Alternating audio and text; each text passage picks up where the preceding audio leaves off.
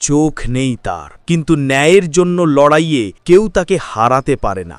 এই সেই অন্ধ যোদ্ধার গল্প, যিনি একাই পুরো অপরাধ জগৎকে কাঁপিয়ে দিয়েছিলেন।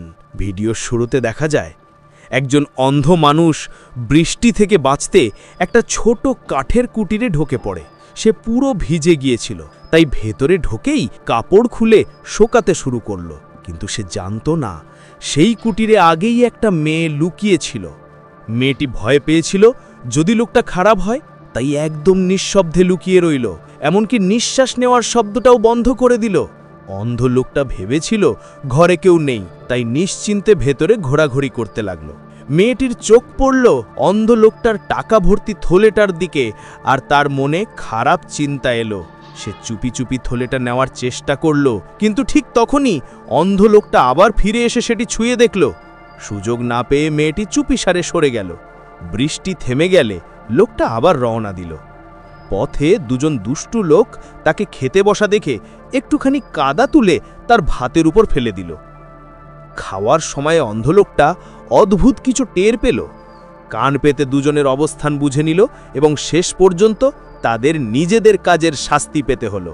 ওদিকে আগের সেই মেয়েটি ঘাসের মধ্যে বসে অপেক্ষা করছিল তার সঙ্গীদের, কিন্তু ফিরে এলো আগের সেই অন্ধ লোকটাই। তার নাম জুতৌসি। চোখে দেখতে না পেলেও তার কান ছিল খুবই তীক্ষ্ণ, আর তার লড়াইয়ের দক্ষতা অসাধারণ। এমনকি সাপ বা পোকামাকড় কাছে এলেই সে তাদের দুই টুকরো করে ফেলতে পারত। একদিন সে এক গ্রামে পৌঁছল। সেখানে কয়েকজন গুন্ডা এক কৃষকের বাড়ি লুট করছিল। বাড়ির পুরুষটিকে মারধর করে গুরুতর আহত করেছে জেনে জুতৌসি তাকে ঠেলাগাড়িতে তুলে পরিবারসহ ডাক্তারের কাছে নিয়ে গেল এবং লোকটির প্রাণ বাঁচাতে সক্ষম হল। কিন্তু লোকটিকে সুস্থ হতে কয়েকদিন সময় লাগবে, তাই কিছু সাহায্য করার জন্য জুতৌসি শহরে নিজের পুরনো পেশা অর্থাৎ অন্ধ মালিশকারী মাসাজিস্ট হিসেবে কাজ শুরু করল। প্রথম দিনেই সে দেখে কিছু লোক একজন মহিলাকে উত্ত্যক্ত করছে। তারা জুতৌসিকেও নিয়ে মজা করতে চাইল এবং তার জন্য ফাঁদ পাততে লাগল, কিন্তু সে সব ফাঁদ এড়িয়ে গেল এবং তাদের সামনে গিয়ে নিজের কাজ শুরু করল। কাজ শেষ করে যাওয়ার সময় তারা টাকা দিতে রাজি হলো না, বরং মাটিতে ছুঁড়ে ফেলল। জুতৌসি টাকা তুলতে গেলে তারা ছুরি দিয়ে তার মুখের সামনে হুমকি দিল। ঠিক তখনই তাদের নেতা এসে পড়ায় বড় বিপদ থেকে বেঁচে গেল জুতৌসি। এরপরেও সে শহর ছেড়ে যায়নি। সে ডাক্তারের দোকানে কাজ শুরু করল এবং কিছুদিনের মধ্যেই ডাক্তারের মেয়ের সঙ্গে তার সম্পর্ক গড়ে উঠল। তারা প্রায় একসাথে পাহাড়ে গিয়ে ঔষধি গাছ সংগ্রহ করত এবং নিজেদের জীবন নিয়ে গল্প করত।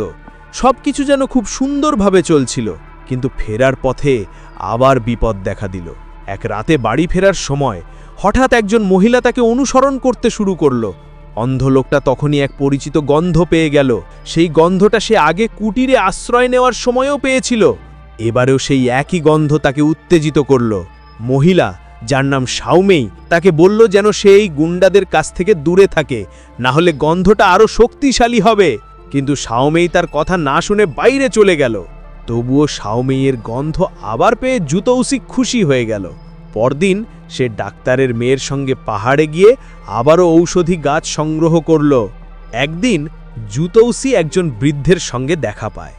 বৃদ্ধ কাঁদতে কাঁদতে বলে তার মেয়েকে কিছু গুন্ডা জোর করে তাঁতের কারখানায় আটকে রেখেছে আর ছাড়ছে না। এই কথা শুনে জুতৌসি একাই রওনা দেয় কারখানার দিকে, কিন্তু ভিতরে ঢোকার আগেই কিছু লোক তাকে আটকায়।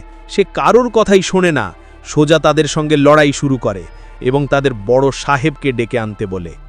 বড় সাহেব আসতেই নারীটি ভাইদের সব কথা জানিয়ে দেয়। জুতৌসি ফেরার পথে আবারও কয়েকজন গুন্ডার হাতে আটকে পড়ে। তারা তাদের মারা যাওয়া ভাইয়ের প্রতিশোধ নিতে চায়, কিন্তু তখন তাদের নেতা বলে এখনই সময় না, অপেক্ষা করো। পরের দিন তারা জুতৌসিকে এবং বৃদ্ধকে ডেকে পাঠায়। বড় সাহেব